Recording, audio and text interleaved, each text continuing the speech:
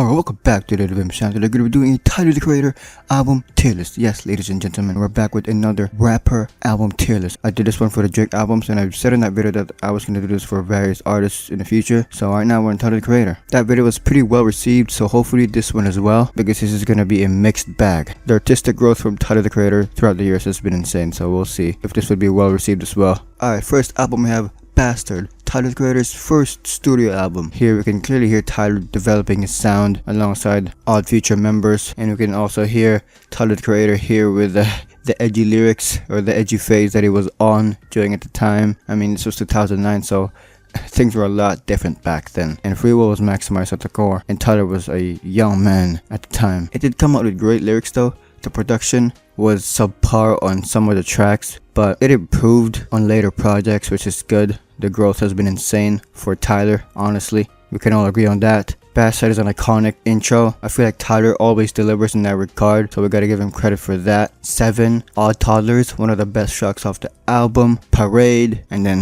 the iconic f***ed up track, Sarah. Everyone knows this. We hear Tyler here just experimenting and see what works for him. I don't think this is a bad album by any means, but improvement was definitely a must. I'll give it C tier.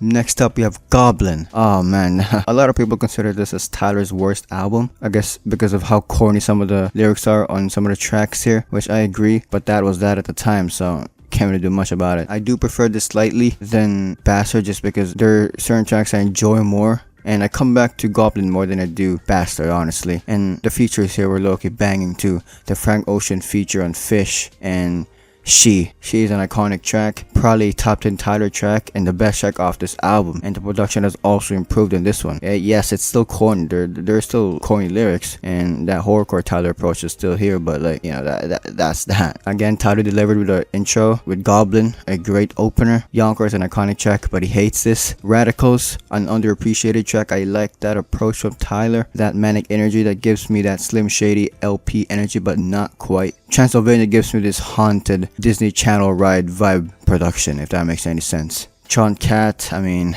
we all know this one. And Her, an underrated cut, low-key. I like Her a lot. Tyler expressing his confusion with this individual, I like that. I also like that track. And Window, we cannot forget about Window. A low-key lyrical masterpiece from the people in this track. So I don't think I can put it B tier, because that's a little too high. It's great, but I don't even think it's worthy of that. I do prefer it slightly than Bastard though, so I'll put it C tier still. Maybe if there was like, I don't know, like a C++, if that even makes sense here, maybe I would have put it in that tier, but it's saying C because the rest of the albums that will be appearing here are much better. Next up we have Wolf, another great record, man. The improvement between Goblin, it's night and day. There's a night and day difference, everyone. Wolf, great track. Cowboy, Awkward is my favorite track of this project. The relatability factor is off the roof. And the Frank Ocean feature towards the end, I love that as well. And also Answer, talking about his dad that he never met. And Colossus, him expressing that he has no privacy. Noid of Chromacopia is our Colossus. And then Tamale here. Yeah, this is a really great project, honestly. One of Tyler's strongest for sure, and he was very expressive, he was very mature. He's like taking this new approach to life, if that makes any sense. And the storytelling was pretty good as well.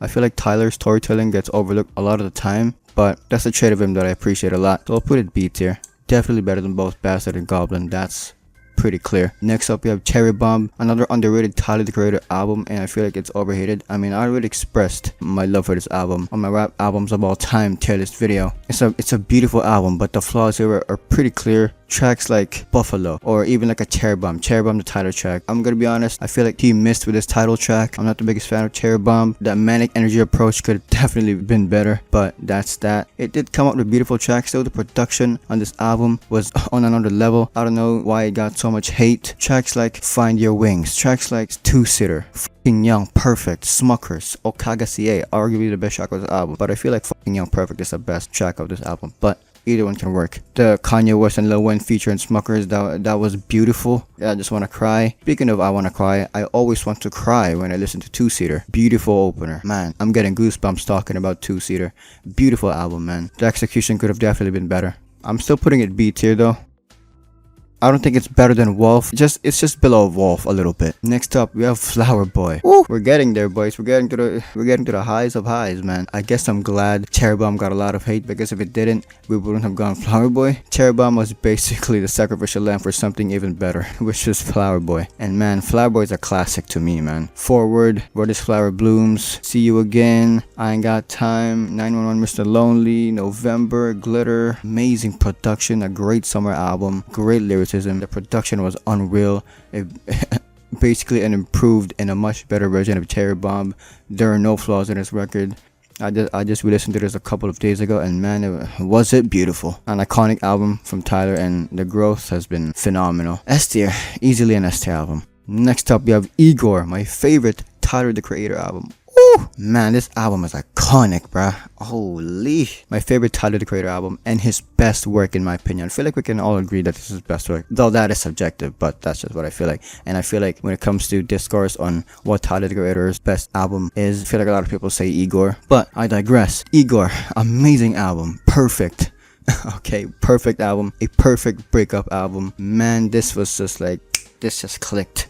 Earthquake, a classic. I think another underrated classic cut. Running Out of Time, New Magic Wand. One of my favorites here, Puppet or Are We Still Friends. Those are my favorites. It's either Puppet or Are We Still Friends. Man, the tracks on this album, beautiful. I just want to cry whenever I listen to Puppet, man. And that Kanye feature, that I'm tired as hell approach from Kanye, beautiful. Just beautiful. Pharrell on Are We Still Friends. Yo, like, yeah, that's a cheat code right there. Beautiful. That's an S tier, easily his best work. Next up, we have Call Me If You Get Lost. Another great album from Tyler. He has been really consistent since 2017, so that's really good. I wonder how long it's gonna keep this up for. But let's talk about the album. Another great approach from Tyler here. Another great album for the summer. Lemonhead, What's Your Name? What's Your Name showed us that a young boy can sing, and it was beautiful. My favorite track off the album, maybe. We have Hot Wind Blows. That Lil Wayne feature was hard. I like that approach from Wayne. He always delivers. Massa, Sweet I Thought You Wanted to Dance. One of my favorites. I mean, everyone knows that track. It's iconic. And Wheelshire, an 8-minute storytelling track. I love this one as well. Definitely, it's still a great album, but I feel like some of the production on other tracks like Rise or like a Safari, I feel like the production sounded a little bit lazy in some moments in those tracks, but it's still a great record overall. I just wouldn't put it above Flower Boy or Igor, so I'm putting it A tier, man.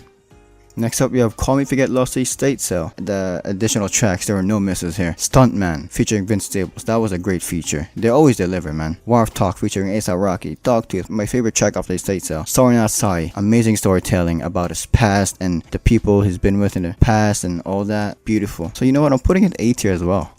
I'm not saying it's better than the original one, but it's definitely up there because it made it even better, and it made up for the mistakes that the original project had. And last but not least, Tyler the Creator's recent project, Chromacopia. Tyler the Creator's consistency has been through the roof, man, and it still shows in Chromacopia. Saint Chroma, Daniel Caesar is back with beautiful vocals, and I'm not even surprised. I always listen to Never Enough and Pilgrim's Paradise and Case Study 01, and that boy do not miss. He do not miss, man. Ratata, the rapping was just so consistent, and it was just on your face, and he didn't miss a beat on that one. He was just like, yep, I'm just gonna keep rapping my ass off. So that's a great track. Annoyed that this is our Colossus. I feel like this is an improved version of Colossus. Another great track where he expresses his uncomfortability to fame because he doesn't have privacy, which is great storytelling. And Darling I, probably one of the best cuts off this record. It's just so beautiful. The Tizo touchdown vocals, man, I wanna cry. Hey Jane, another beautiful track about unexpected pregnancy. Tyler is just great on storytelling, man. I Killed You, another great track as well. Definitely the weaker ones though. Out of the first 6 here, we also have Judge Judy. That melodic approach from Tyler was also great. And Sticky, we can't forget about Sticky. Sticky is an iconic track. Everyone knows this one. This is an anthem. This is the 2024 anthem. I'm not even gonna lie to you. Thought I Was Dead. Low-key could be the best track out of this album. Schoolboy Q delivered, man. I'll put it A tier. I feel like it's better than Call Me If You Get Lost. And that's it. Let me know if you want to see more content like this. Drop a like, sub, comment. See ya.